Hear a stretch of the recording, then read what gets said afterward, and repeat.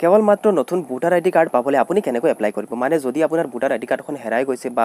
যদি আপুনি ভোটাৰ তালিকাত আপোনাৰ নিজৰ নাম বা আপোনাৰ সম্পৰ্কিত ব্যক্তিৰ নাম বা আপোনাৰ মোবাইল নাম্বাৰ বা আপোনাৰ এড্ৰেছ আপুনি কিবা সলনিভাৱে আবেদন কৰিছিলে আৰু এতিয়া নতুন ভোটাৰ তালিকাত আপোনাৰ নামটো বা আপোনাৰ এড্ৰেছকেইটা শুদ্ধ হৈ প্ৰকাশ পাইছে কিন্তু এতিয়ালৈকে আপোনাৰ ভোটাৰ আইডিখনত নামকেইটা ভুলকৈ দিয়া আছে বা আপোনাৰ ডিটেইলছকেইটা ভুলকৈ দিয়া আছে এতিয়া যদি আপুনি বিচাৰে আপুনি নতুন ভোটাৰ আইডি কাৰ্ড কেনেকৈ পাব বা আপুনি কেনেকৈ ইয়াৰ বাবে এপ্লাই কৰিব তেন্তে ফ্ৰেণ্ডছ আজি ভিডিঅ' আপুনি শেষলৈকে চাই থাকিব মই আপোনাক ষ্টেপ বাই ষ্টেপ দেখুৱাই দিম আপুনি কেনেকৈ নতুন ভোটাৰ আইডি কাৰ্ড পাবলৈ এপ্লাই কৰিব তো ফ্ৰেণ্ডছ আপুনি ভিডিঅ' শেষলৈকে চাই থাকিব হেল্ল' ফ্ৰেণ্ডছ মই আছোঁ বাবুল আপোনাৰ লগত আৰু আপুনি চাই আছে আমাৰ চেনেল এণ্ড ছাপোৰ্ট তেন্তে ফ্ৰেণ্ডছ আহক আমি ভিডিঅ'টো আৰম্ভ কৰোঁ আপুনি প্ৰথমে আপোনাৰ মোবাইলত এটা এপ্লিকেশ্যন ইনষ্টল কৰিব লাগিব ইলেকশ্যন কমিশ্যন অফ ইণ্ডিয়াৰ অফিচিয়েল এটা এপছ আছে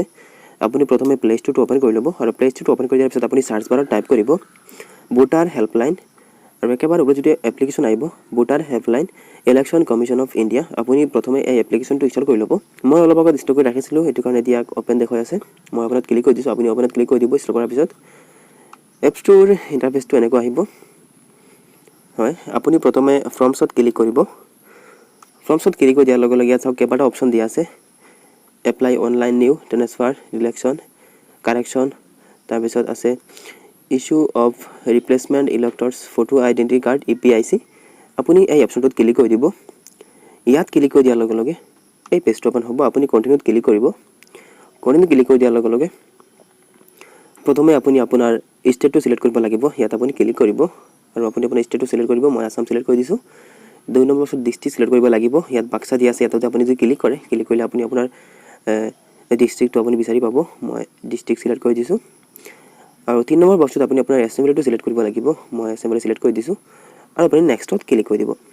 নেক্সটত ক্লিক কৰি দিয়াৰ লগে এই পেজটো অ'পেন হ'ব আপুনি প্ৰথমে ইয়াত আপোনাৰ নামটো এণ্টাৰ কৰিব 2 নম্বৰ বক্সত আপুনি অসমীয়াত আপোনাৰ নামটো এণ্টাৰ কৰিব আপোনাৰ জন্মৰ তাৰিখটো আপুনি ইয়াত চিলেক্ট কৰিব লাগিব এটা ইমেইল দিব মোবাইল নাম্বাৰ দিব আৰু আপোনাৰ যিটো ভোটাৰ EPIC যিটো নাম্বাৰ আছে এই নাম্বাৰটো আপুনি চেম টু চেম ইয়াত এণ্টাৰ কৰিব আপোনাৰ ভোটাৰ আইডিখনত চাই বা আপোনাৰ ভোটাৰ তালিকাত আপোনাৰ EPIC নাম্বাৰটো আপুনি পাই যাব আপুনি এইটো চাই চেম টু চেম আপুনি এণ্টাৰ কৰি ল'ব আৰু আপুনি মেল ফিমেল আদাৰ্ছ আপুনি এইটো চিলেক্ট কৰিব মই মেল চিলেক্ট কৰি দিছোঁ আৰু I hereby declare that I am a citizen of India আপুনি ইয়াত টিক মাৰ্ক লগাই আপুনি নেক্সটত ক্লিক কৰাৰ পিছত 2 নম্বৰ পেজটো এনেকৈ অ'পেন হ'ব প্ৰথমে আপোনাৰ ষ্টেটটো চিলেক্ট কৰা থাকিবই 2 নম্বৰ ডিষ্ট্ৰিক্ট দিয়া থাকিব এই চাওক প্ৰথম বক্সত আপুনি আপোনাৰ গণ নাম্বাৰটো এণ্টাৰ কৰিব গণ নাম্বাৰ লগত ক খ যদি আছে আপুনি এইটো এণ্টাৰ কৰিব আকৌ 2 নম্বৰ বক্সত আপুনি অসমীয়াত আপুনি গণ নাম্বাৰ এণ্টাৰ কৰিব লাগিব ইয়াত আপুনি আপোনাৰ ভিলেজ নামটো এণ্টাৰ কৰিব পাৰিব বা লোকেলিটি এইটো আপুনি এণ্টাৰ কৰিব তাৰপিছত আপুনি আকৌ অসমীয়াত এণ্টাৰ কৰিব লাগিব আপোনাৰ থানা আপুনি এণ্টাৰ কৰিব লাগিব আকৌ আপুনি অসমীয়াত দিব লাগিব আৰু ইয়াত আপুনি আপোনাৰ পিন কোডটো এণ্টাৰ কৰি আপুনি আকৌ নেক্সটত ক্লিক কৰি দিব নেক্সটত ক্লিক কৰি দিয়াৰ পিছত 3 নম্বৰ পেজটো এনেকৈ অ'পেন হ'ব ইয়াত আপুনি আপোনাৰ ফেমিলি ডিটেইলছ এণ্টাৰ কৰিব লাগিব আপোনাৰ ৰিলেটিভৰ নামটো আপুনি এণ্টাৰ কৰিব 2 নম্বৰত আপুনি আকৌ ৰিলেটিভৰ নামটো আপুনি আকৌ অসমীয়াত এণ্টাৰ কৰিব লাগিব যদি লাষ্ট নেম আছে আপুনি লাষ্ট নেমটো এণ্টাৰ কৰি আপুনি আকৌ অসমীয়াত এইটো এণ্টাৰ কৰিব লাগিব ইয়াৰ পিছত আপুনি আকৌ নেক্সটত ক্লিক কৰিব নেক্সটত ক্লিক কৰি দিয়াৰ লগে লগে এই পেজটো অ'পেন হ'ব 4 নম্বৰ পেজ ইয়াত আপুনি ৰিজন দিব লাগিব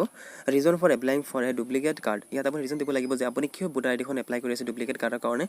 যদি আপোনাৰ ভোটাৰ আইডিখন হেৰাই গৈছে তেতিয়াহ'লে আপুনি ইয়াত লিখিব লাগিব আৰু যদি আপোনাৰ ভোটাৰ তালিকাত আপুনি নাম শুধৰণি কৰিছিলে আৰু এতিয়ালৈকে আপোনাৰ ভোটাৰ আইডিখনৰ নাম ভুলেই আছে সেইটো কাৰণে আপুনি নতুন ভোটাৰ আইডি কাৰ্ড পাব বিচাৰে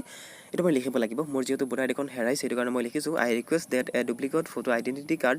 be issued to me as my original card is lost এইটো মই লিখি দিছোঁ যদি আপোনাৰ ভোটাৰ আইডিখন আপুনি সদৰণি হিচাপে নতুন পাব বিচাৰে তেন্তে আপুনি ইয়াত লিখিব যে আপুনি কাৰেকশ্যন কৰিছিলে এতিয়া আপুনি নতুন আইডি পাব বিচাৰে এইটো আপুনি লিখিব লাগিব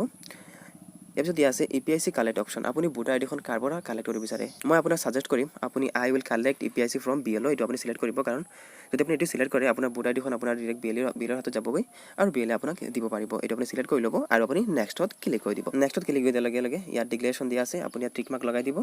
আৰু ইয়াত আপুনি আপোনাৰ প্লেচটো এণ্টাৰ কৰিব মই এণ্টাৰ কৰি আছোঁ হয় আৰু ইয়াত চাওক আজি ডেটটো আহি গৈছে আৰু আপুনি ডাউনত ক্লিক কৰি দিব ডাউনত ক্লিক কৰি দিয়াৰ লগে লগে ইয়াত আপোনাৰ সম্পূৰ্ণ ডিটেইলছকেইটা ইয়াত দিয়াই আছে আপুনি ইয়াত 5 মিনিটৰ ভিতৰত আপুনি এইটো ছাবমিট কৰিব লাগিব চাওক 4 মিনিট 49 ছেকেণ্ড সময় দিয়া হৈছে এতিয়া আপুনি ডিটেইলছখিনি এবাৰ ভালকৈ চেক কৰি ল'ব আৰু চেক কৰাৰ পিছত আপুনি কনফাৰ্মত আপুনি ক্লিক কৰি দিব কনফাৰ্মত ক্লিক কৰি দিয়াৰ লগে লগে